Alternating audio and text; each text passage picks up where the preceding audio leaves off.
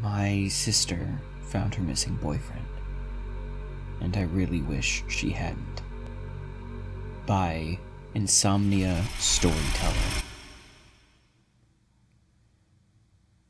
3 months ago, my sister's boyfriend went missing. They had been dating since they were each 14 years old, and 5 years later, they were more in love than the day they met. At least, that's what she told me. And later, what she told the world when she appeared on the news, pleading for him to come home. Candace, my sister, is someone I can only describe as a light, a beacon of love, and someone who cared for me when no one else did. It wasn't easy for us growing up.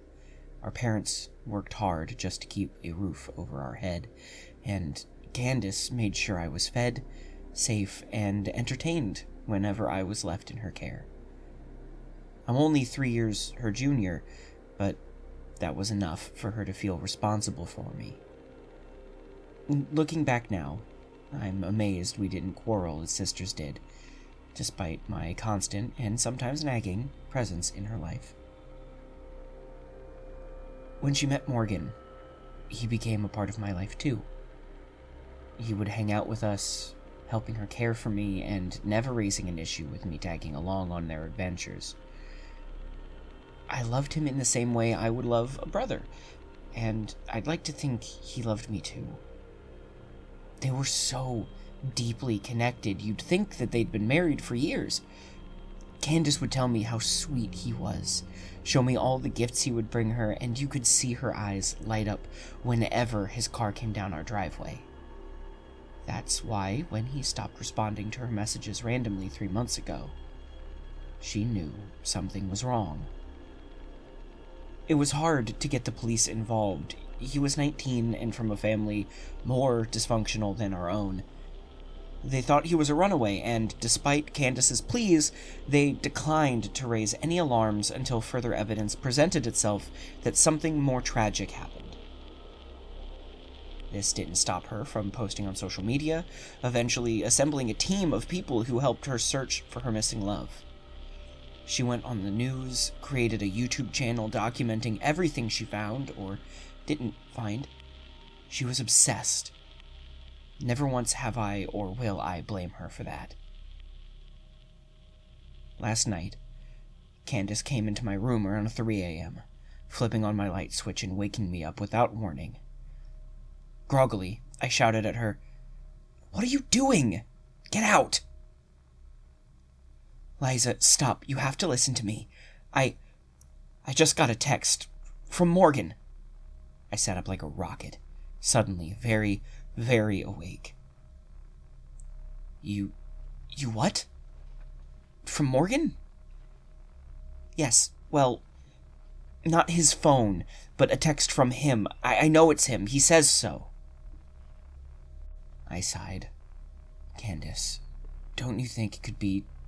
I'm sorry, but couldn't it be someone fucking with you?" Her eyes stared back into mine wildly.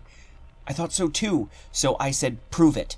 He did. He told me something no one else would know, something just between us, something I didn't even tell you or my friends. She had my attention now. "Show me the messages," I said. "I can't. He told me not to. He's in danger, Liza. I can't put him in more danger yet. No one can know. But I need you to cover for me. I'm going to meet him. He's in it bad, I guess. Somehow got mixed up in something. He needs money. He wants to see me to explain. I'm going to meet him." "You can't be serious," I said. "Candace, this isn't safe. What if this is fake? Or if he is okay, what if someone put him up to this?" "That's a risk I'm just going to have to take," she said. I knew from the look in her eyes that nothing was going to change her mind. "Well, at least let me go with you." "No, you have to stay here. If something happens to me, you need to be safe and try to get us help. I can't risk bringing you two. Besides, he said not to tell anyone we were meeting." I knew this was a stupid idea. I knew she was being set up. But something inside of me knew she was going, with or without my blessing. I couldn't stop her. So I asked her to tell me where she was going, to have me on the phone so I could hear what happened. I wanted her location on, I wanted to know her every move, and I told her if she wasn't back by 8 a.m., I was calling the police, regardless of who Morgan may or may not have been mixed up with. She agreed, with some reluctance. The meetup was supposed to be at the lake, about an hour out from home. She was to be there by 5 a.m., to stay an hour or so, and be back by 7. At 8, I would call and report her missing. I heard her throwing stuff into a bag and rushing out the door. Her car peeled out of the driveway, and I had this sinking feeling that this would be the last time I saw my sister. They always say, trust your gut. I just wish my gut was wrong about this one. She called me just before 6, letting me know she was pulling up to the lake. I don't see anything yet, but he's probably just in a shadow or something, hiding. Then I heard a rustle as she put the phone in her pocket and got out of the car. Baby, oh baby, it's really you! I heard her voice shaky with both fear and elatement, which soon was overcome with static as the phone bounced around in her pocket. It's me, Cheerio. I nearly stopped breathing. It was Morgan's voice. It was Morgan's nickname for her. There was no mistaking it. It was really him. I cringed a little as I heard the kissing noises, the sobbing, and the almost hysterical laughter. I breathed a little easier after nearly 10 minutes had passed, with nothing happening other than their emotional reunion. He started to tell her he was in trouble, that he needed her to know he was safe. He was figuring it out, but he couldn't tell her much. I wanted to tell him we could help him figure it out, to just come home. But Candace did that for me. Baby, you have to understand. I can't come home. Not yet. I just needed to see you, to hug you and tell you that I'm okay. There's something I couldn't tell you in text, though. Something you have to know. I didn't leave on purpose. I found something when I was hiking one day, something I think I shouldn't have. What was it? Candace said, the tension in her voice unmistakable.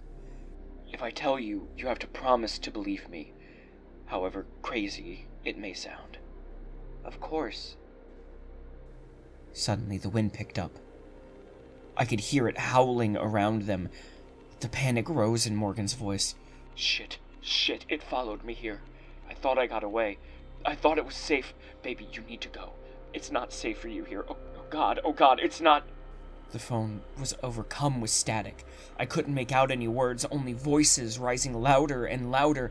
Then screams pierced the microphone. I dropped my phone, diving to stop it from hitting the ground for fear it would break, that I would lose the call.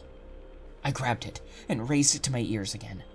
The screams were there, but it sounded like more than just Candace and Morgan. It sounded like hundreds of voices, as if they were caught in some kind of morbid echo. I wanted to hang up. I wanted to turn off this horrible sound, but I knew if I did that I'd lose them forever. My decision was made for me when my call was disconnected. I heard the beeps that indicated a lost signal, and then silence. I called again and again to no avail. My sister had taken the car. I couldn't go after her. My only option was to call the police, to tell them everything that had happened. They asked me to come to the station. They wanted a formal statement from me. I told them I could when my parents got home, but instead they sent a cruiser to pick me up. They said it was urgent that they speak with me. I was relieved to hear they were taking me seriously. When the two officers pulled up to my house, they asked if they could come in.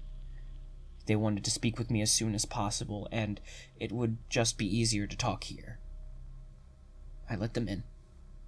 They asked me about Candace, about where she went and why. I told them everything. I told them about the texts and the lake, about how she was on the phone with me the whole time. I told them it was Morgan that she met. I heard it myself. They listened to me the whole time, writing things down and exchanging glances. The female officer asked the male to leave. She took my hand and asked me to repeat my story again. I told her that I had said the whole truth, that everything I said was what had happened. She grabbed my other hand the way a mother holds their child's when telling them bad news. Liza? We found Morgan's body last night. It was buried in the woods, 30 miles away from the lake Candace drove to. His body is with the medical examiner right now, but it's clear he's been dead some time, probably since around when he initially went missing.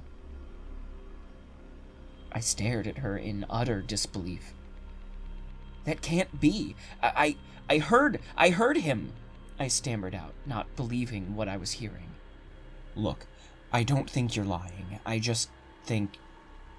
think you've been misled. Whoever killed Morgan... Shit. Yes, we think there was foul play involved. Whoever hurt him may have wanted to hurt your sister, too. We have officers on their way to the lake. We will do everything we can to find your sister. I couldn't hear it anymore. I broke down, tears running down my cheeks. I sobbed, and she pulled me in, letting me cry on her shoulder. They haven't found her body. They haven't found my sister. Her car was parked near the lake, and they found her footprints in the mud. First walking, then running toward the shore, where I know she saw Morgan. They didn't see any prints returning to her car, and nothing showing that she went into the woods or to the lake. What scares me is they only found one set of footprints. It was as if Morgan was never there. They told me no one else was there. They think she walked herself into the lake after not finding Morgan. They think it was a cruel trick, that she couldn't take the pain. I have trouble believing that, though. I know what I heard. I know whatever hurt Morgan hurt her too. And based on how quickly Morgan died after going missing, I'm pretty sure my sister is gone too. I just hope I don't hear from her, because I don't think I'd be able to stop myself from going to find her.